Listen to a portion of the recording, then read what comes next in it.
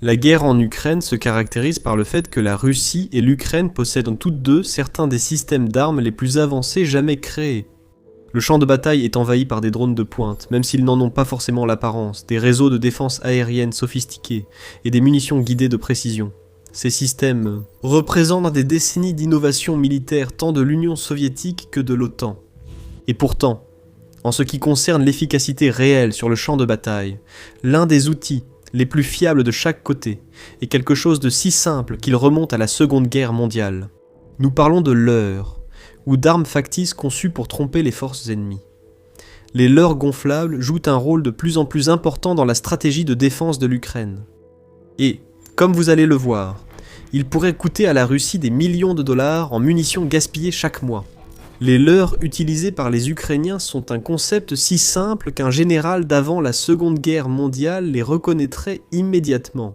Mais en 2025, ils s'avèrent tout aussi efficaces que toute l'intelligence artificielle et les systèmes autonomes que la Russie a déployés pour résoudre le problème. Petit point d'histoire sur les leurres. En 1944, lors de l'opération Fortitude, les Alliés ont utilisé des chars gonflables et des avions factices pour tromper l'Allemagne nazie et l'amener à mal déployer ses forces. Avant l'invasion du jour J, celle surnommée l'armée fantôme a été utilisée sur plus de 20 champs de bataille différents pendant la Seconde Guerre mondiale, gonflant artificiellement les effectifs des Alliés pour forcer les Allemands à trop réfléchir à leurs plans. À l'époque, les leurs réussissaient, car il leur suffisait de tromper les observateurs au sol et les avions de reconnaissance éloignés. Avec la technologie des drones facilitant la détection aérienne des cibles, on pourrait croire les leurs désormais obsolètes. Une meilleure visibilité devrait signifier qu'il est plus facile de les percer à jour, non. Il s'avère que les drones modernes ont en réalité rendu les leurs plus puissants, et non l'inverse. Et c'est là que le génie de l'Ukraine entre en jeu. L'homme responsable de l'actuel arsenal de leurres gonflables de l'Ukraine s'appelle Viktor Talinov. Il n'a pas commencé sa carrière dans l'industrie de la défense. Sa spécialité était les équipements sportifs gonflables, les montgolfières et même les châteaux gonflables pour enfants. Mais ses compétences lui ont permis de créer des répliques convaincantes de matériel de la fin de l'ère soviétique. L'équipement a servi aux forces ukrainiennes, britanniques et américaines pour l'entraînement et la planification opérationnelle. Alors, pourquoi les leurs sont-ils si importants ? D'abord, il faut aborder le problème évident, la disponibilité. Bien que l'Ukraine dispose d'un stock important d'armes de l'époque soviétique, hérité de la période où elle faisait partie de l'Union soviétique avant sa dissolution, ces chars sont lentement consommés par l'effort de guerre. Même si les forces ukrainiennes préféreraient avoir un vrai char pour mener des offensives ou tirer sur l'ennemi approchant. L'état actuel du champ de bataille favorise également une autre option. Cible viable. En raison de la saturation de la guerre par drone, les chars sont devenus des cibles privilégiées pour les essaims de drones. Donc, faute de pouvoir remplacer un char par un œuf sorti d'usine. L'Ukraine peut utiliser de faux chars pour attirer les drones ennemis, les forçant à lancer des frappes inopportunes, révélant leur position et nécessitant un soutien logistique. L'aspect économique de cette démarche est avantageux. Il n'existe pas de données précises sur le coût de chaque leurre, mais la plupart des estimations le situent autour de 1000 $. Comparé avec un vrai M1 Abrams, dont la version moderne à l'export coûte entre 9 et 13 millions de dollars. Le système de lance-roquettes multiples M270 ou le célèbre HIMARS coûtent tous deux plusieurs millions pour le lanceur, alors qu'on peut utiliser des leurres gonflables à la place de vrais chars. L'Ukraine donne l'impression de disposer d'un budget plus conséquent et d'une menace renforcée dans des zones clés du front, où la Russie doit engager ses ressources. Et la Russie tombe dans le piège. Les médias ont diffusé à plusieurs reprises des images de drones montrant ce qu'ils présentent comme de grands succès sur le champ de bataille. Vidéo après vidéo, on les voit frapper des armes ukrainiennes de grande valeur, mais certains de ces succès n'ont jamais été réels. Il s'agissait de leurres gonflables, et nous le savons à cause de la façon dont les Russes les ont filmés et présentés comme des triomphes. La précision et l'aspect des dégâts sont tous deux trop parfaits. La Russie s'est même rendu compte, à un moment donné, qu'elle avait frappé un leurre. La propagande a supplanté le reportage réaliste pour diffuser des informations falsifiées à la population. Pendant ce temps, les véritables armes ukrainiennes se trouvaient ailleurs, totalement en sécurité et prêtes à poursuivre leurs opérations. Les leurres fonctionnent grâce à l'incertitude. Même lorsqu'un opérateur de drone russe soupçonne qu'il regarde un faux, ce doute lui-même devient une arme. Selon Talinov, le doute ralentit la prise de décision et perturbe le rythme opérationnel. Un opérateur de drone russe doit se demander: est-ce un leurre ou non? Dois-je tirer dessus? Dois-je demander une frappe aérienne? Ou dois-je passer à autre chose et chercher une meilleure cible? Chaque seconde passée à hésiter est une seconde de perdu. L'opérateur ne fait pas de reconnaissance et ne planifie pas d'attaque.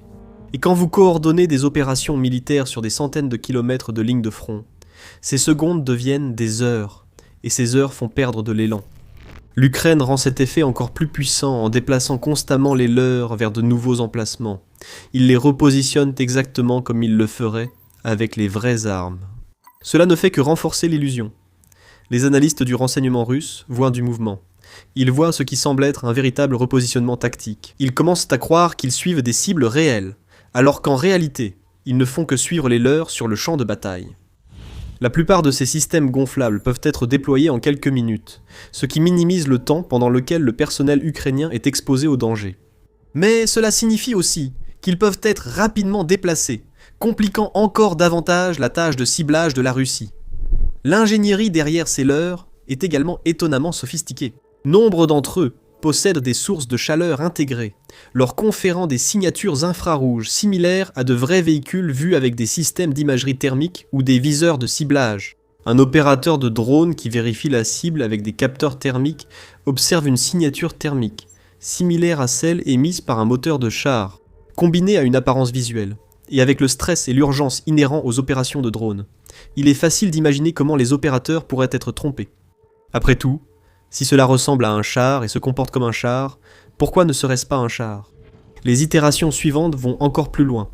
Les ingénieurs ukrainiens travailleraient à intégrer des générateurs de fumée conçus pour simuler les gaz d'échappement du moteur et des composants électroniques capables d'émettre de faux signaux radio ou radar. Ce leurre apparaîtrait en fait comme le véritable engin pour les systèmes radars également. À ce stade, il faudrait réellement s'en approcher pour le distinguer d'une véritable arme. Et c'est quelque chose que les forces russes hésitent à faire, et les forces ukrainiennes ne vont pas les laisser faire. À leur crédit, les Russes ont utilisé une approche similaire, car il n'y a rien de particulièrement secret dans ce concept. Ils ont déployé des chasseurs gonflables sur des aérodromes du Nord et de faux chars T-72 en Ukraine. Mais les analystes occidentaux considèrent généralement que les versions russes sont moins convaincantes. Il manque d'attention aux détails, de sophistication technique et de l'engagement total dans la tromperie que l'Ukraine a su mettre en œuvre. C'est un exemple de la façon dont l'Ukraine surpasse en innovation une puissance militaire bien plus grande. Le vrai génie de la stratégie de leurre de l'Ukraine réside non seulement dans les leurres, mais aussi dans son intégration à un écosystème plus large de solutions de basse technologie, épuisant les ressources militaires russes. Bien que les leurres soient certainement efficaces, ils ne représentent qu'une partie d'un ensemble d'outils beaucoup plus vaste que les forces ukrainiennes ont développé pour tenir les drones à distance. Prenez les filets de pêche, par exemple. Le long des lignes de front, les forces ukrainiennes ont installé des filets de pêche pour attraper et neutraliser les drones ennemis. Cela peut sembler sortir d'un sketch comique, mais contre certains types de drones, cela fonctionne extrêmement bien. Les drones à fibre optique ont été particulièrement touchés par cette mesure défensive. Ces drones possèdent une bobine de câble qui se déroule lentement pendant le vol du drone. On ne peut pas brouiller un câble, ni usurper le signal, car il est transmis directement au drone. Mais le filet de pêche emmêle le drone ou parvient même à couper le câble, éliminant ainsi complètement le drone de l'équation. Même d'autres drones sont devenus des outils utiles pour repousser des essaims sans fin.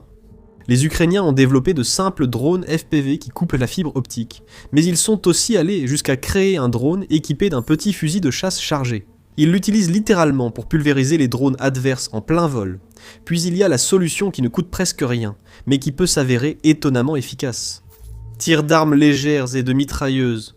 Les soldats des deux camps utilisent des fusils et des mitrailleuses pour abattre les drones. Ce n'est pas toujours fiable, mais cela ne nécessite presque aucune infrastructure, aucun système coûteux et aucune formation spécialisée au-delà de ce que les soldats possèdent déjà. Les versions plus élaborées de cette logique sont des ensembles de fusils synchronisés, des systèmes bricolés, où plusieurs armes tirent simultanément sur une cible. La Russie a déployé des véhicules spécialement conçus comme plateforme mobile de canons anti-drones, équipés de plusieurs armes automatiques, montés sur des châssis avec des systèmes anti-drones spécialisés. Ils ne sont pas aussi sophistiqués que ceux des armées occidentales, mais ils restent fonctionnels et déployables immédiatement. Certaines des solutions les plus créatives impliquent ce qu'on pourrait appeler le déni par blindage. L'Ukraine et la Russie ont toutes deux recouvert leurs chars et ajouté des couches de blindage. La base, d'abord de simples plaques de métal, a évolué vers des réseaux de câblage et de tuyauterie. Cela empêche le drone de manœuvrer jusqu'au char et de livrer sa charge explosive dès le départ. Et puis, il y a peut-être la mesure la plus absurde. Les forces ukrainiennes ont observé des bombardiers stratégiques russes, couverts de vieux pneus pour se protéger des drones. Quand cela n'a pas fonctionné, la Russie a fini par peindre des pneus sur ses avions. Ils ont admis leur défaite à un tel point qu'ils n'ont même plus pris la peine d'utiliser de vrais pneus, se contentant simplement de la peinture. Mais même cela peut paradoxalement être efficace contre les systèmes modernes. Mais avant d'expliquer, pourquoi le saviez-vous ? The Military Show réalise de nouvelles vidéos chaque jour pour vous offrir le meilleur et le plus complet aperçu du monde fascinant de la géopolitique et de l'équipement militaire. Alors, abonnez-vous et gardez une longueur d'avance. La grande différence entre l'utilisation de leurre et l'utilisation de peinture ou d'autres systèmes basiques, c'est qu'ils sont conçus pour tromper. Deux aspects de surveillance complètement différents. D'un côté, vous avez l'opérateur humain, celui qui guide un drone FPV classique pour atteindre sa cible à courte distance. Créer un leurre réaliste marche car il trompe l'opérateur qui pense voir la vraie cible. Sinon, on revient au problème de doute mentionné précédemment, ce qui ajoute du temps et de l'énergie opérationnelle nécessaire pour identifier le leurre. Pour éviter de gaspiller des munitions précieuses ou même des drones entiers sur quelque chose qui au final est inoffensif. De l'autre côté, il y a l'aspect informatique. Les systèmes de guidage visuel et d'apprentissage automatique suivent les cibles en se basant sur des idées préconçues de leur apparence. Avoir un leurre réaliste les amène à signaler le leurre comme une cible et à inciter l'opérateur à aller vérifier. Mais utiliser du camouflage ou quelque chose d'inattendu, comme des pneus peints sur des avions ou des chars recouverts, fait exactement l'inverse. Cela casse la silhouette habituelle du véhicule. Un système reposant uniquement sur la vision par ordinateur pourrait totalement passer à côté. Alors, la seule véritable façon de déterminer ce qui est une cible viable, c'est de revenir à l'utilisation des yeux humains pour distinguer ce qui est réel de ce qui ne l'est pas. Les systèmes à basse technologie fonctionnent car ils gaspillent temps, argent et ressources, forçant les deux camps à s'investir plus. Voilà pourquoi les solutions les plus efficaces contre les drones sont souvent simples et peu coûteuses. La structure économique de la guerre s'est totalement inversée par rapport à ce que nous connaissions au début du siècle. Un drone guidé de précision ou un missile intercepteur peut coûter quelques millions de dollars.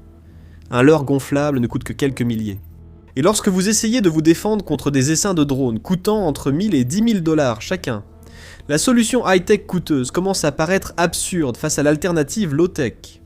Pourquoi acheter des lasers à 100 000 dollars ou des missiles de défense à plusieurs millions, alors que des leurres gonflables et des filets de pêche offrent des effets similaires pour bien moins cher ? C'est pourquoi les États-Unis travaillent sans relâche au développement d'une arme à micro-ondes, capable de désactiver un drone à distance en brouillant ses systèmes internes. En théorie, même si l'équipement lui-même coûte des millions, il n'utilise que de l'électricité comme source d'énergie et n'a pas de munitions. Il suffit de l'allumer et de le pointer vers les drones. Mais sans système high-tech, encore en phase de test, et qui pourrait ne pas être opérationnel avant des années. L'Ukraine a besoin d'options défensives immédiates, fabriquées avec des matériaux rapidement disponibles et facilement remplaçables. C'est précisément pour cette raison que les leurres gonflables sont une solution aussi efficace. Ils sont bon marché, fiables, et sont disponibles en si grande quantité qu'ils constituent une ressource à part entière. Le principe économique qui sous-tend la guerre par drone fonctionne aussi inversement. Ukraine et Russie emploient des drones offensifs pour affaiblir l'économie et l'industrie adverse. Ces drones coûtent moins cher et sont plus simples à fabriquer que l'équipement militaire classique. L'absence de défense high-tech fait d'eux une menace constante pour les bases militaires, non seulement près du front, mais aussi à des centaines de kilomètres. Et à cette échelle, l'Ukraine semble avoir pris l'avantage. Elle a conçu des drones capables de frapper à des centaines de kilomètres en Russie, détruisant dépôts de munitions et infrastructures énergétiques comme les raffineries. Les statistiques de la fin de 2025 suggèrent que les opérations de drones ont entraîné une baisse de 18% de la capacité de traitement du pétrole en Russie, étant donné que la Russie a historiquement compté sur le traitement et l'exportation du gaz et du pétrole pour représenter jusqu'à 40% de ses revenus gouvernementaux. Réduire cela d'environ un cinquième nuit vraiment à la capacité de la Russie à financer la guerre tout court. Et la Russie est déjà sous pression à cause de toutes les pertes qu'elle a accumulées. Un rapport du CS6 estime que la Russie a subi environ 1 200 000 de pertes en Ukraine, dont jusqu'à 325 000 morts parmi les troupes entre février 2022 et décembre 2025. Cela crée une tendance légèrement accélérée, où chaque année risque d'être plus meurtrière que la précédente. Bien sûr, il y a un autre problème. La Russie n'a plus autant de personnes à enrôler pour utiliser dans la guerre. Début 2025 a été marqué par l'incapacité de la Russie à former assez de soldats pour compenser ses pertes croissantes. Le problème de manque d'effectifs est devenu si grave que la Russie a officiellement commencé la conscription toute l'année en janvier 2026.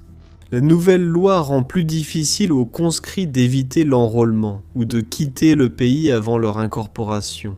Cela explique pourquoi les chiffres stagnent partout et pourquoi la plupart des victoires en 2025 concernaient seulement de minces bandes de terre ou quelques villages. La Russie n'a tout simplement pas assez d'hommes pour assurer la relève sur la ligne de front pour réaliser des progrès significatifs. Si cela se confirme, nous pourrions voir la même chose en 2026, avec le taux de perte qui se stabilise et reste constant ou diminue. Comme de moins en moins de soldats sont menacés dans la guerre et que les opérations de drones ne font qu'aggraver cela, plus les drones deviennent courants, moins il faut de personnes pour les faire fonctionner. Essentiellement, la guerre en Ukraine, comme nous le voyons, implique des dizaines de drones des deux côtés qui tentent de gagner du terrain, en perçant les points faibles. La ligne de front de 1300 km à travers l'Ukraine est pratiquement clairsemée. Tout simplement parce que la plupart des combats sont menés par des systèmes semi-automatisés qui s'affrontent, tandis que l'équipement militaire traditionnel sert de cible pour des exercices de tir. C'est donc dans ce contexte que la stratégie de l'heure de l'Ukraine devient si brillante. Ce n'est pas seulement une ruse tactique, c'est aussi une partie d'une campagne plus large d'usure économique. Chaque fois que la Russie tire sur un leurre, elle choisit de ne pas tirer sur une véritable cible. Elle épuise des munitions qu'il faut des mois aux usines pour remplacer. Elle utilise du carburant qui est déjà en pénurie. Elle sollicite des opérateurs de drones et des centres de commandement qui sont déjà surchargés. L'effet cumulatif, c'est que la machine militaire russe est en train de se gripper de l'intérieur vers l'extérieur. L'Ukraine ne gagne pas cette guerre grâce à une supériorité militaire brute. L'Ukraine gagne en étant plus intelligente, plus rapide et plus adaptable que son adversaire, avec plus de puissance militaire globale, mais beaucoup moins de flexibilité. La Russie avait l'avantage en termes d'équipement, d'effectifs et de capacité industrielle lorsque la guerre a commencé. 3 ans et demi plus tard, ces avantages avaient été systématiquement érodés par l'innovation ukrainienne, le soutien occidental et les crises internes de la Russie. Et cela soulève une question absolument cruciale sur l'avenir même de la guerre. Que se passe-t-il lorsque l'IA et les armes autonomes se rencontrent, grâce à la leçon que l'Ukraine vient d'enseigner au monde? Les deux camps développent des systèmes de ciblage assistés par l'IA, mais les deux utilisent aussi des filets de pêche et des leurres, et il semble que les filets de pêche et le caoutchouc l'emportent plus souvent que les systèmes d'IA. Ce n'est pas que la technologie n'est pas importante, mais parce qu'à trop compter sur la technologie, le système rudimentaire devient trop rentable en retour. Ceci est surtout vrai pour les essaims de drones autonomes. Si un essaim est programmé pour cibler certaines signatures ou profils, et que ces signatures sont délibérément usurpées sur le champ de bataille, l'essaim devient moins efficace pour accomplir sa mission. On observe la même situation. Des systèmes coûteux attaquent des leurres bon marché pendant que les vraies cibles s'échappent. Le succès de l'Ukraine avec des solutions à faible technologie à l'ère des armes de haute technologie suggère quelque chose de profond sur la nature des conflits du XXIe siècle. Il ne s'agit pas de savoir qui possède la technologie la plus avancée, mais de savoir qui peut la déployer plus efficacement, à moindre coût et plus rapidement que son adversaire. Quand la Russie réalise la situation, il est trop tard. Elle a déjà gaspillé des milliards de roubles en munitions sur des cibles inexistantes. Elle a déjà gaspillé d'innombrables heures d'opérateurs sur de fausses pistes et créé des failles stratégiques dans ses défenses qu'elle n'a pas les ressources pour combler. Une arme centenaire, alliée à des réseaux logistiques modernes et à une production décentralisée, est devenue l'un des plus graves problèmes stratégiques de la Russie. Merci d'avoir regardé. Si vous voulez voir comment l'Ukraine parvient à maintenir sa production de drones, regardez cette vidéo. Pour suivre le conflit Russie-Ukraine et l'actualité géopolitique mondiale, abonnez-vous à The Military Show pour des vidéos quotidiennes.